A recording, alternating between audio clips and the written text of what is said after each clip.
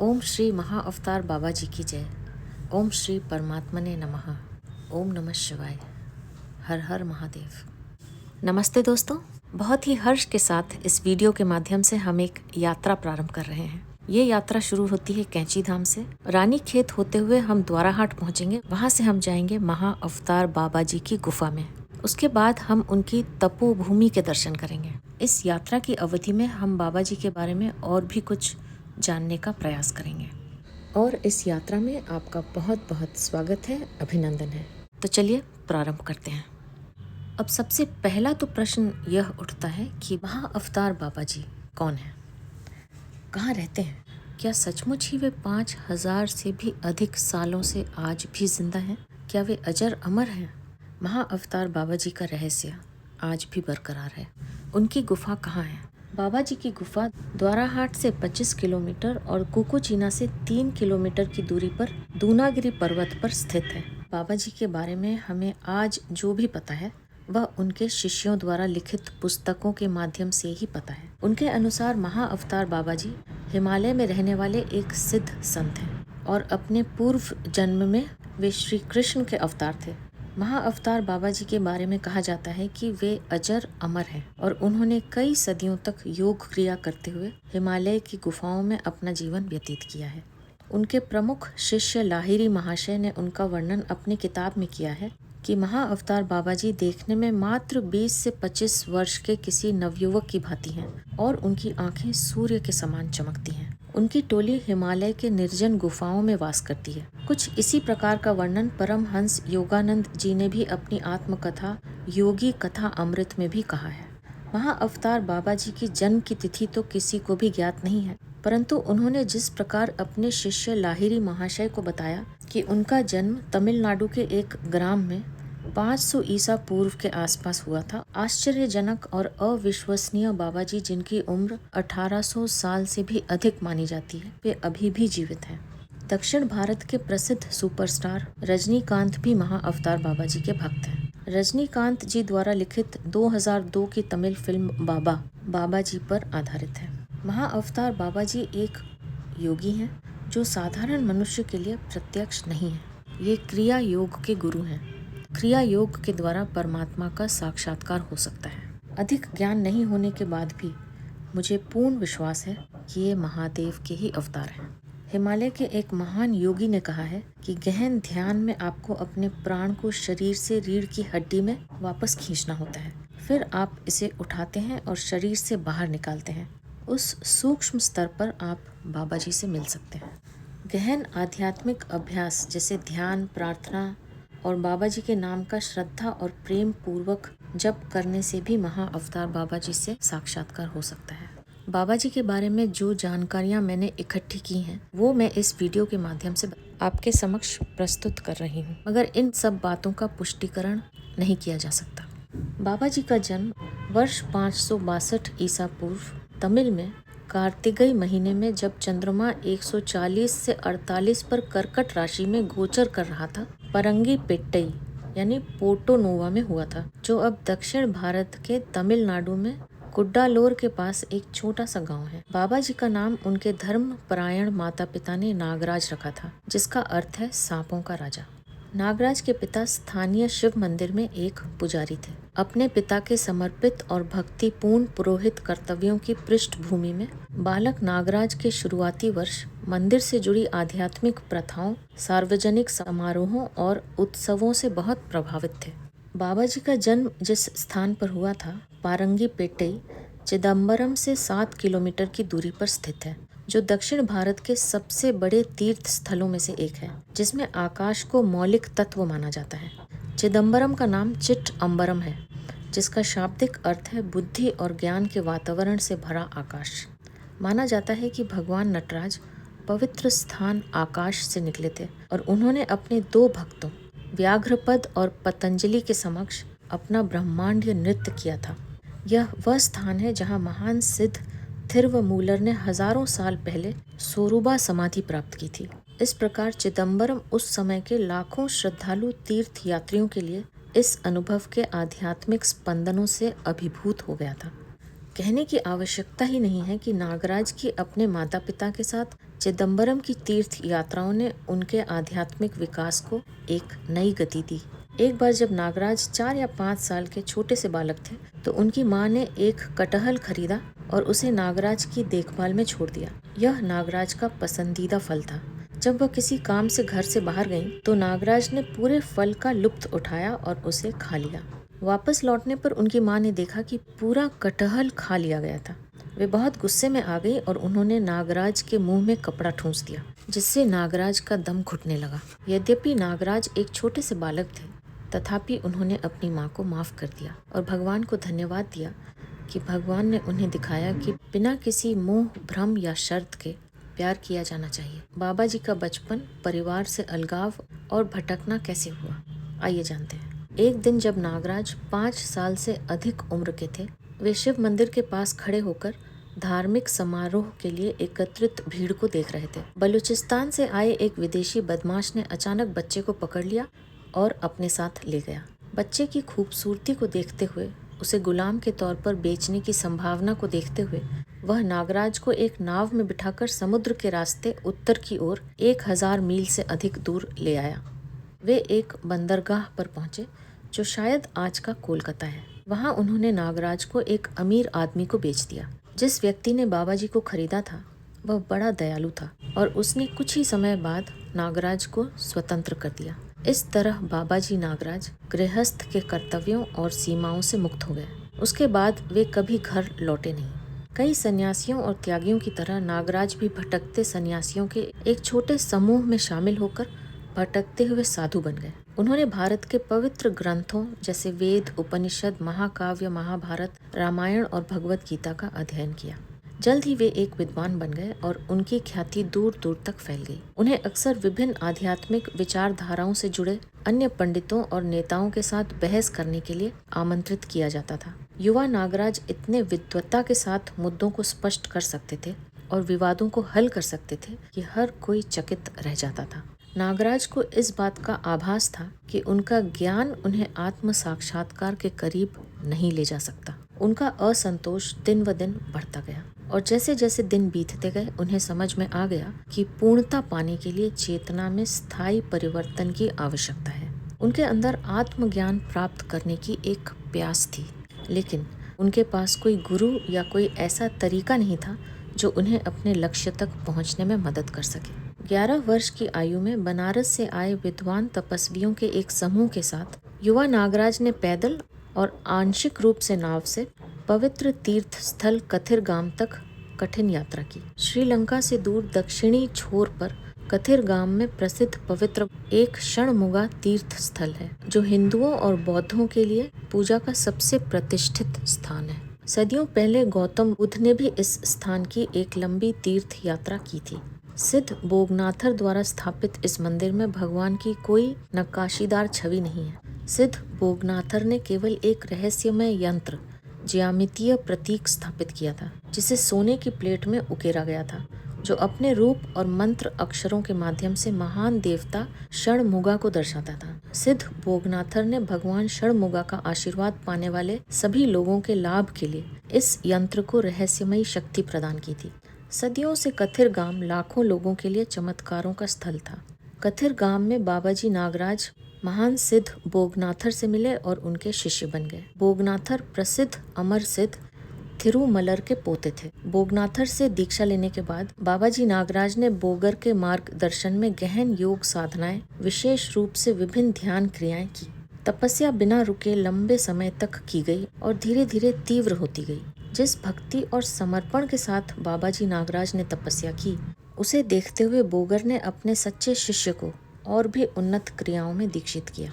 उनकी चेतना का विस्तार हुआ और बाबाजी नागराज को अपने भीतर की दिव्यता का अनुभव हुआ। उनकी चेतना ब्रह्मांडीय आत्मा में विलीन हो गई। समाधि के अनुभव धीरे धीरे महीनों में गहरे होते गए और भगवान कुमार स्वामी या षणमुगा के दर्शन के साथ चरम पर पहुंचे। बाबाजी को अनुभव हुआ कि वे भगवान षणमुगा की चेतना को अवतरित कर रहे हैं। बोगर यानी बोगनाथर के मार्गदर्शन में बाबाजी ने सिद्धों के सिद्धांत के पूर्ण महत्व को समझने और उनकी सराहना करने के लिए सनातन दर्शन की 10 प्रणालियों के रहस्यों में तल्लीनता दिखाई। बाबा जी को बोगनाथर यानी बोगर की सलाह से प्रेरणा मिली कि वे क्रिया कुंडलिनी प्राणायाम में आगे की दीक्षा के लिए शक्तिशाली ऋषि और सिद्ध अगस्त्य की तलाश करें।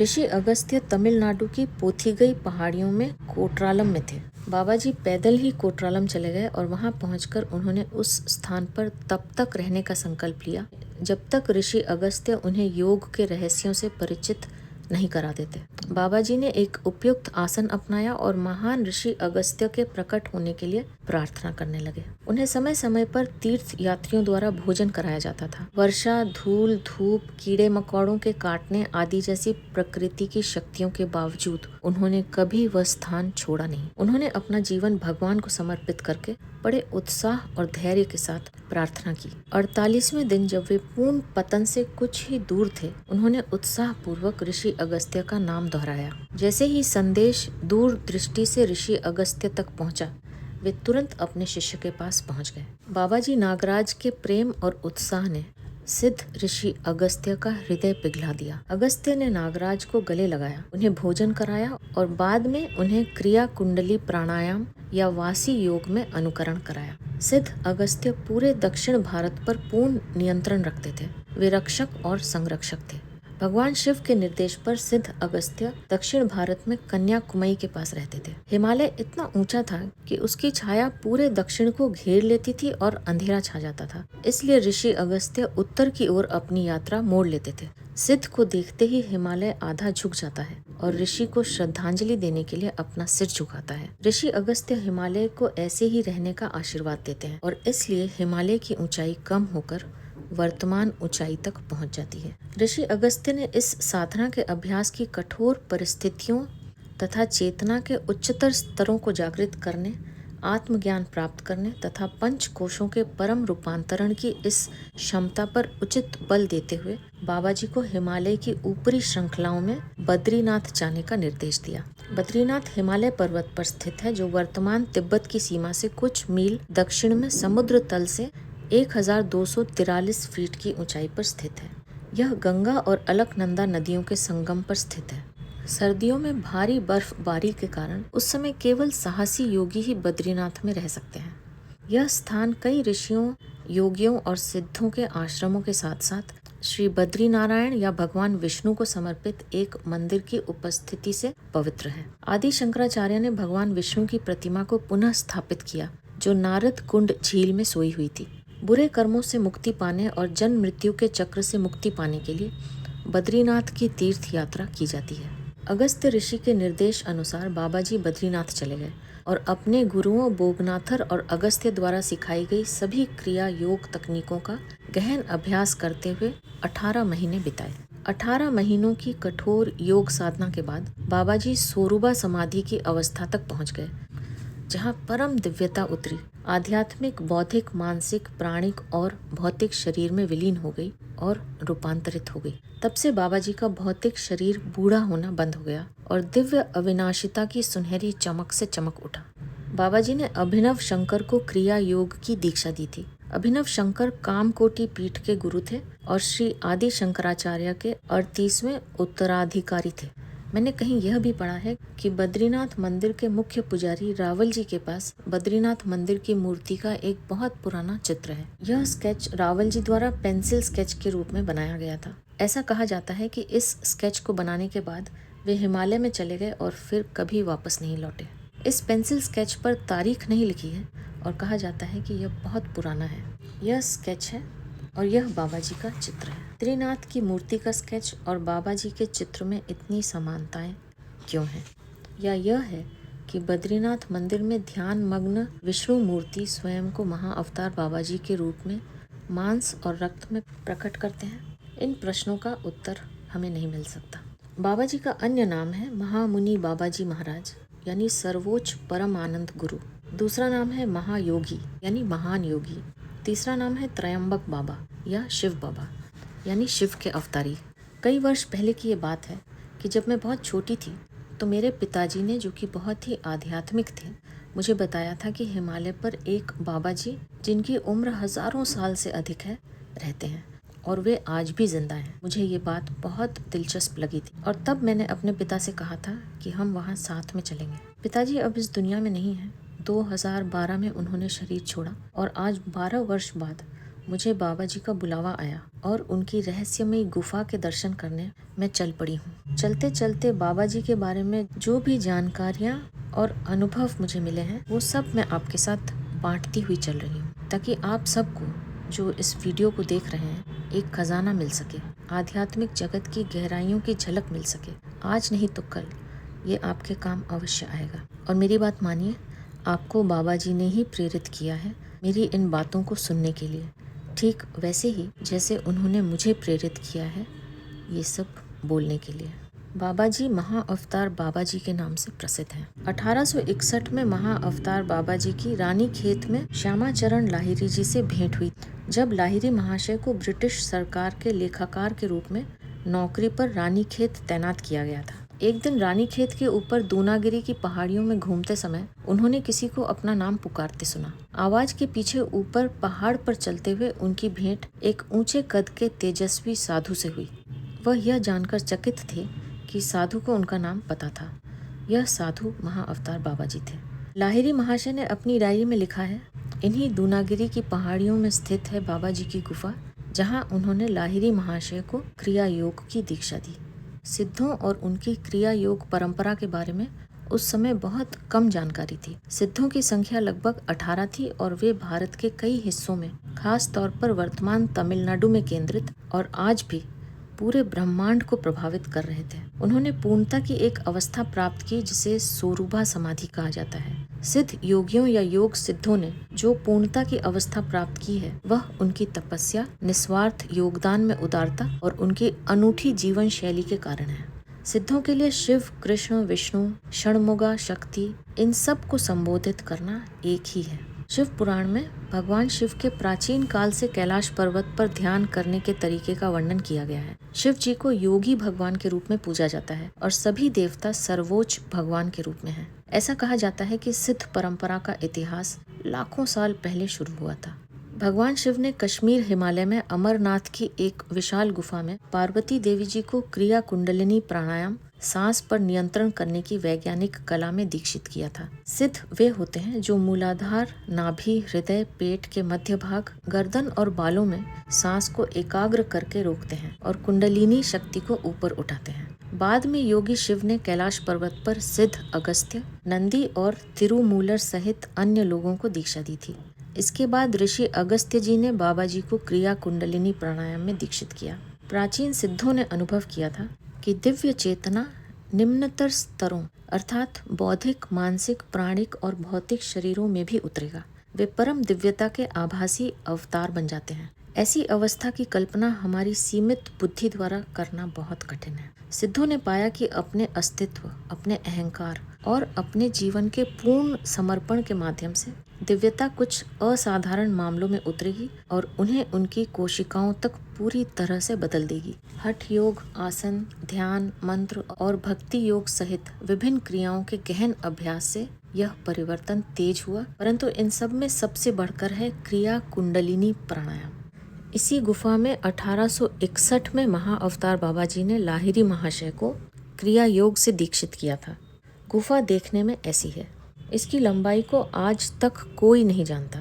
कुछ लोग कहते हैं कि यह बद्रीनाथ तक जाती है, तो कुछ लोग कहते हैं कि यह कैलाश पर्वत तक जाती है और कुछ लोग तो कहते हैं कि यह गुफा सीधा स्वर्ग जाती है। इस गुफा की रहस्यमयी ऊर्जा का एक अनुभव ऐसा है जिसको शब्दों में बताना असंभव है।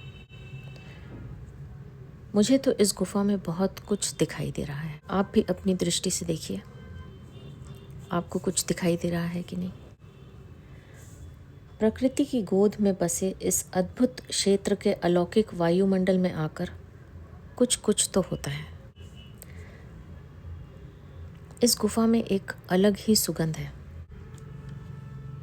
हाँ, तो हम जो बात कर रहे थे, परंपराओं और विशेष रूप से 18 सिद्ध हैं जिन्होंने पूर्णता प्राप्त की, जिसमें उनके आध्यात्मिक, बौद्धिक, मानसिक, प्राणिक और भौतिक शरीर शामिल थे।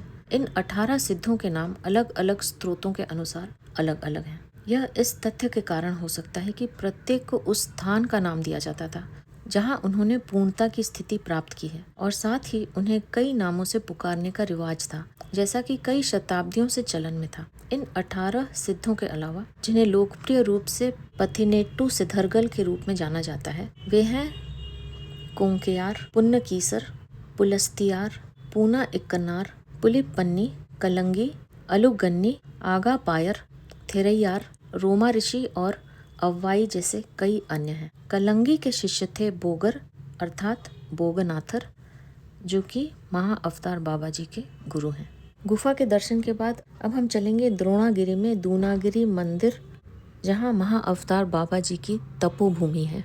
द्रोणागिरी में दूनागिरी मंदिर आध्यात्मिक दृष्टि से कई साधकों की तपोभूमि रही है। कई संत योगियों ने यहाँ शिव शक्ति की आराधना की, जिनमें नीब करोली बाबा, हर नारायण स्वामी, बलवंत गिरी बाबा, नानतिन बाबा व महात्मा लक्ष्मी नारायण दास मुख्य हैं। द्रोणागिरी पर्वत में स्थित दूनागिरी के रमणीक स्थल में माँ दुर्गा का प्राचीन मंदिर विद्यमान है, जिसकी स्थापना वर्ष 1182 में हुई बताई जाती है। नव दुर्गाओं में प्रथम स्वरूप है शैलपुत्री और दूसरा है ब्रह्मचारिणी। दूनागिरी में माँ ब्रह्मचारिणी रूप में वैष्णवी शक्ति की अवधारणा है। यहाँ शिव जी की शक्ति स्वरूपा होने से देवी भगवती की आराधना शिव जी के ज्योतिर्लिंग के साथ की जाती है। यहाँ महाअवतार बाबा जी का साधना स्थल भी एक छोटे मंदिर के रूप में विद्यमान है।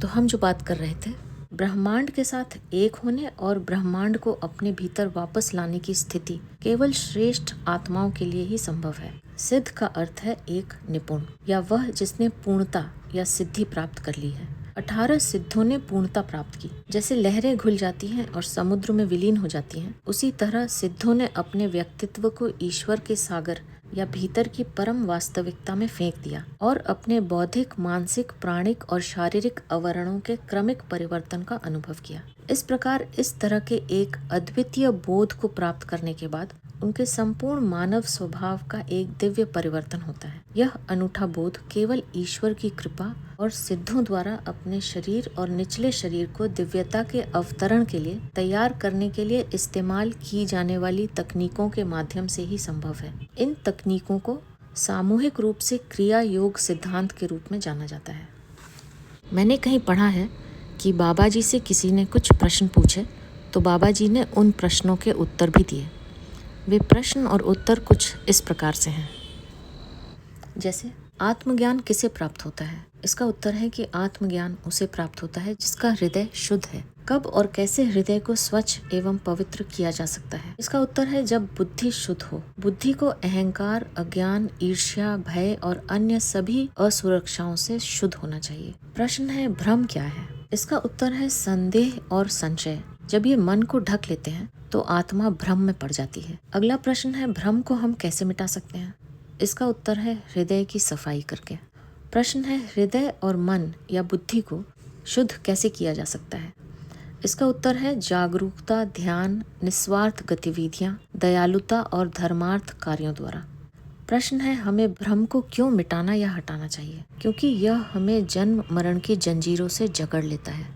प्रश्न है, भ्रम में क्या होता है? इसका उत्तर है जब हम भ्रम में होते हैं तो मन में एक प्रकार की मृग तृष्णा पैदा होती है, अर्थात यथार्थ दृष्टि में विकृति होती है। और जब हम विकृत धारणाओं से घिरे होते हैं तब हमारे कार्य विकृत हो जाते हैं, हमारा निर्णय गलत हो जाता है और हम गलत कार्य करते हैं। हमारे कार्यों के परिणाम हमारे ही होते हैं और इसलिए हम प्रतिकूल रूप से पीड़ित होते हैं।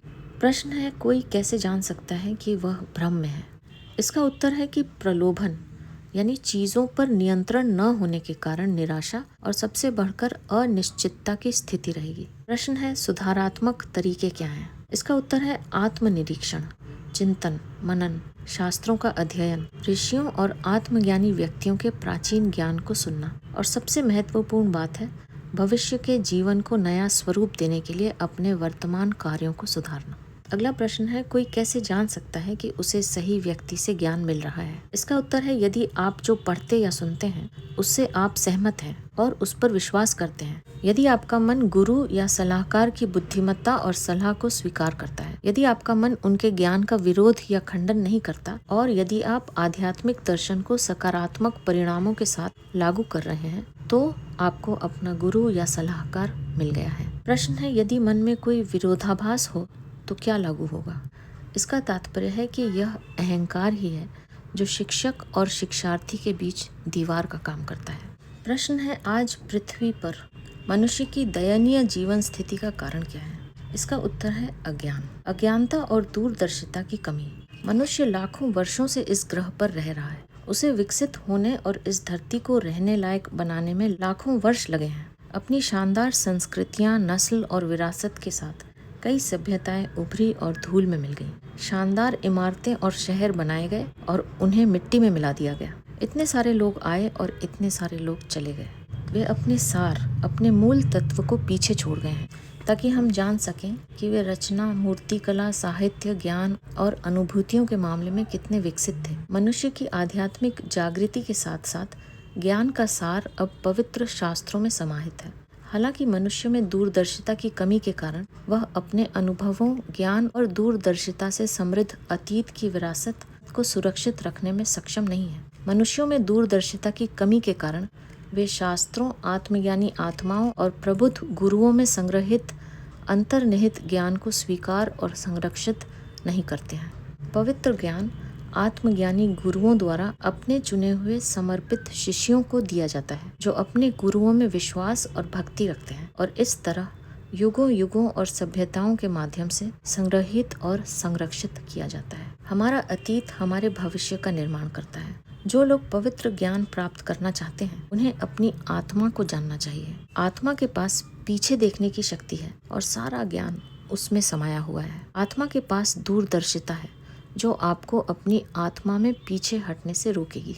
केवल ध्यान का अभ्यास करने से कोई लाभ नहीं होगा। व्यक्ति को अपने भविष्य की योजना बनानी चाहिए, आने वाली घटनाओं की योजना बनानी चाहिए, अपने जीवन की योजना अच्छी तरह बनानी चाहिए और अपने लिए एक दृष्टि, एक नजरिया रखना चाहिए। उन लक्ष्यों को प्राप्त करने के लिए व्यक्ति को कर्म करना पड़ता है और उसके अनुसार कार्य करना पड़ता है। इसी प्रकार हमारे कर्मों में हमारे भविष्य को आकार देने की क्षमता होती है। उनमें क्षमता, शक्ति निहित होती है।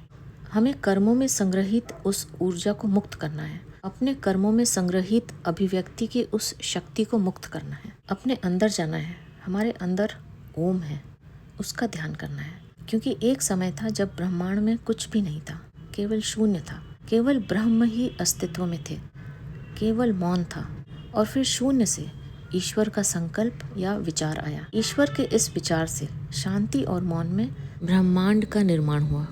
ब्रह्मांड के निर्माण के बाद इस ब्रह्मांड में उस समय उत्पन्न होने वाली सबसे पहली ध्वनि ओम थी। एक बार जब यह हासिल हो गया, यदि हम अपने भीतर जाएंगे और ओम ध्वनि पर ध्यान करेंगे तो हम पाएंगे कि हमारे सिर में और फिर हमारे पूरे शरीर में हम इस ओम को सुन पाएंगे। हमारे अंदर ओम के अलावा किसी भी ध्वनि का एक कण नहीं होगा। इस अनुभव की तुलना दुनिया में किसी भी अनुभव की तुलना से नहीं की जा सकती और हम पाएंगे कि हम ही ओम हैं। यही हमारी असली पहचान है। और उसके बाद शून्य है, शांति है। यही शांति ब्रह्म है। आत्मा की शांति के बाद हम अपनी आत्मा तक पहुंच जाते हैं। पहले शांति, फिर आनंद और फिर आत्मा मौन में पहुंचती है। गुरु की आत्मा के साथ लंबे समय तक निरंतरता के बाद उनकी कृपा से यदि शिष्य निरंतर तीव्र अच्छे कर्म करता रहता है तो गुरु शिष्य को सर्वव्यापी सार्वभौमिक आत्मा ब्रह्म के दर्शन कराते हैं। ब्रह्म मौन से परे हैं। व्यक्ति को ब्रह्म यानी सार्वभौमिक आत्मा का ध्यान करना चाहिए, तभी हमें मुक्ति या मोक्ष मिल सकता है। मुक्ति या मोक्ष एक बहुत लंबी यात्रा है। किसी को अहंकार और इच्छा तथा भौतिक आसक्ति की निरर्थकता को समझने में कई जन्म लग जाते हैं। जन्म और मृत्यु से भरी इस लंबी मैराथन में बस कुछ ही लोग सफल होते हैं। जो सफल होते हैं उन्हें भगवान का आशीर्वाद मिलता है, क्योंकि वे अपने सभी बुरे कर्मों को समाप्त कर देते हैं और उसके बाद असंख्य पुण्य कर्मों को पुनः प्राप्त करते हैं, जिसके कारण वे बार बार होने वाले जीवन चक्रों के जाल और भूल भुलैया में कभी नहीं फंसते। और यह केवल गुरु और परमात्मा की कृपा और आशीर्वाद से ही संभव है। इसलिए हमें अपने सभी कर्तव्यों को सर्वशक्तिमान और सर्वव्यापी भगवान को अर्पण करना है, तब भगवान हमें अपने पापों से मुक्त कर देते हैं। चिंता मत करो। जैसे भगवद गीता के 18वें अध्याय के 67वें श्लोक में भगवान श्री कृष्ण कहते हैं, माम एकम शरणम व्रज सर्वधर्मान परित्यज्य मामेकम शरणम व्रज अहम त्यम सर्व पापेभ्यो मोक्षयिष्यामि मा शुचा। प्रश्न है, मन सुंदर कब होता है? इसका उत्तर है कि मन सुंदर तब बनता है जब उसमें ईश्वर जागता है। प्रश्न है, भगवान हमसे क्या चाहते हैं? भगवान यह चाहते हैं कि हमारे से प्रकाश फैले, सत्य का प्रकाश, वह प्रकाश जो सदा से हमारे अंदर है। परमात्मा चाहते हैं कि हम उनको जानें, क्योंकि एक परमात्मा तत्व के सिवाय बाकी सब कुछ माया का भ्रम ही है। परमात्मा को जानने के बाद बाकी कुछ भी जानने को शेष नहीं बचता। अगला प्रश्न है, सत्य को जानना इतना कठिन क्यों है? इसका उत्तर है, अपने कर्म एवं संस्कारों के कारण। जीव को संस्कार उल्टी दिशा में उड़ाकर ले जाते हैं, माया में ले जाते हैं। इसके विपरीत ईश्वर को जानने के लिए हमें एक जागृत आत्मा की आवश्यकता पड़ती है, जिसे हम स्वयं को जानें। हमारी आत्मा में सत्य है, हमसे ज्ञान है, हमसे बोध है। जो ज्ञान सदा रहता है, चाहे दिन हो कि रात, जागृत हो या निद्रा, स्वास्थ्य हो या रोग, सत्य का विपरीत होता है अंधकार। अगला प्रश्न है, सत्य क्या है? इसका उत्तर है, ईश्वर सत्य है। वे हमेशा हमारे पास थे, हैं और रहेंगे। हमें उनका साथ नहीं मिला क्योंकि बीच में माया की दीवार है, जो हमको पहले लुभाती है, फिर भूलती है और फिर रुलाती है। सत्य को समझो और जानो कि ये संसार नश्वर है।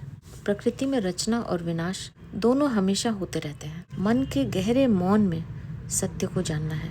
यदि मन के अंदर ईश्वर के लिए प्रेम निर्मल है, तो हमारे अंदर का ईश्वर हमारे सामने आ जाएगा और शुद्ध आत्मा में ईश्वर का आह्वान करना है, जो वास्तव में हमारे मन की सच्ची बात को पूरा करेंगे। अगला प्रश्न है, समाधि क्या है?